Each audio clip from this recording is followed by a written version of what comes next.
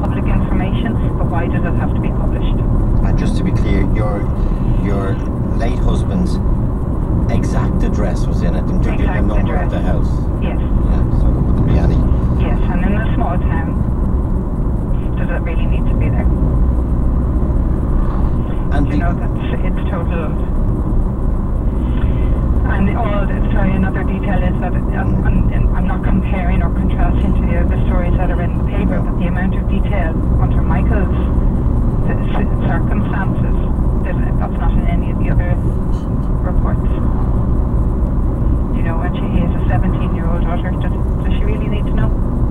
And just as a matter, can I ask the question, Mary Louise? Because I know there's in one sense there's a conflict here. For you to raise this issue publicly, you've got to talk about it, but that's one of the problems you have about it. So people understand the dilemma you're in, that you have to, you want to raise it publicly. But did your daughter know the detail of her father's death? That's now in that newspaper. No, she didn't want to know. My daughter is she's 17, Joe, the typical teenager. Don't give me the detail. I just, and we gave her very basic information so that her mind wouldn't be wandering. And just said the very basic information to her. And no, why now does all her friends know, I'm sure. But one of the, now maybe this can be addressed by you, Mary Louise, and what you're advocating. Like, one of the things that strikes you from that page in the Gorey Guardian is that there are 6 deaths reported on. One of them is for a death in 1973 of a little boy, but that was just an administrative thing that had to be sorted, had to be properly done, and that was done, thankfully. So of the 5 contemporary deaths, 4 of them are death by suicide. Yeah. Why is he not doing a huge story on why is there 4 suicides in one go? Why is that happening in one go? Not go into the details, not go into the report of the actual inquest itself.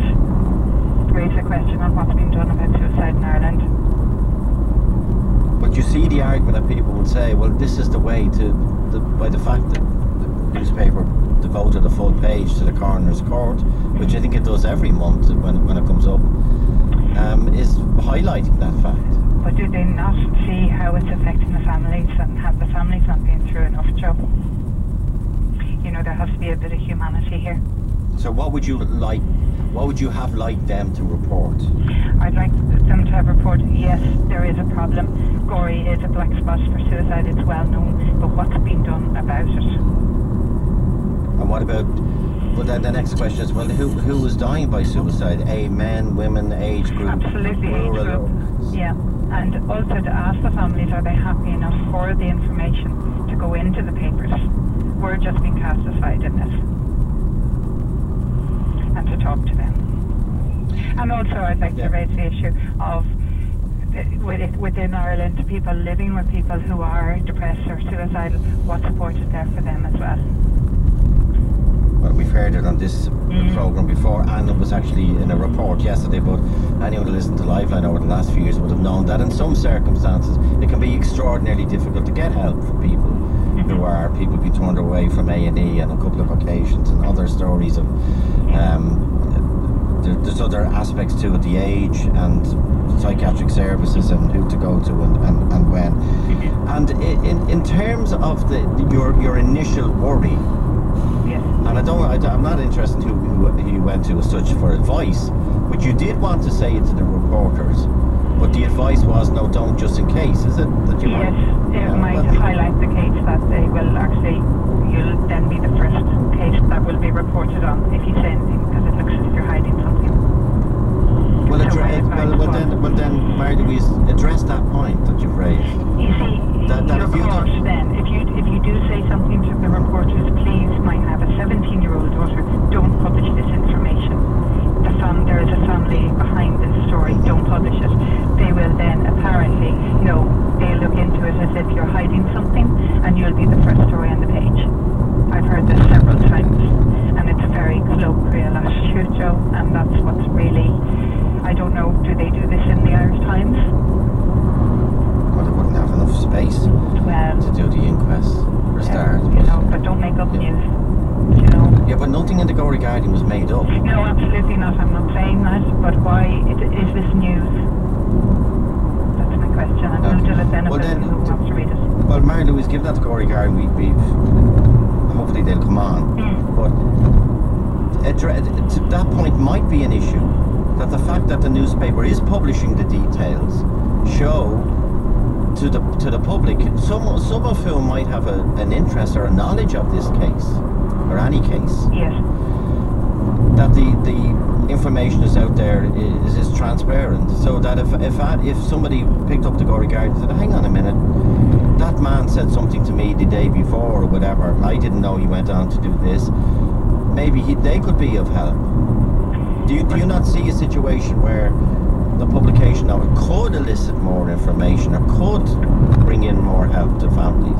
I don't see how, Joe. How would reporting on an inquest where this has already happened, the families have already been through the inquest, never mind the actual trauma of losing a person.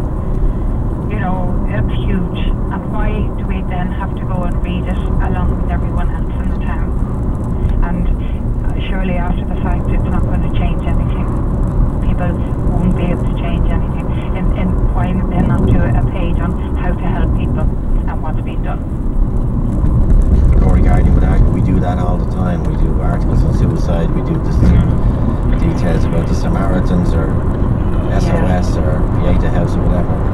Absolutely, and I'm not saying that there is work being done. We had the Cycle Against Suicide come to the school a few weeks ago. It was the first step off in Gorey, and it was a fantastic night.